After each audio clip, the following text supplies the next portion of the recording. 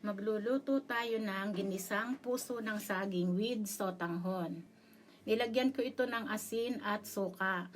Lamasin at pigaan para mawala yung pakla ng puso ng saging. Sa kawali, igisa ang bawang, sibuyas, at ilagay na ang hiniwang puso ng saging. Lagyan ng toyo, suka, paminta, seasoning, tubig, and then takpan. Check natin, halo-haloin. Dagdagan ng toyo. Ilagay na natin ang ating sotanghon. And then takpan. Check uli natin kung luto na.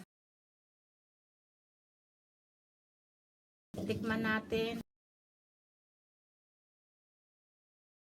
Ayan, luto na to.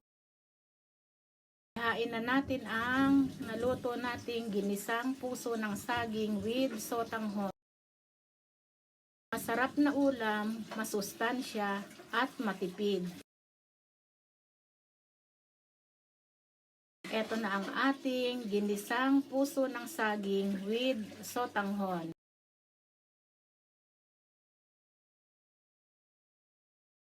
Thank you for watching.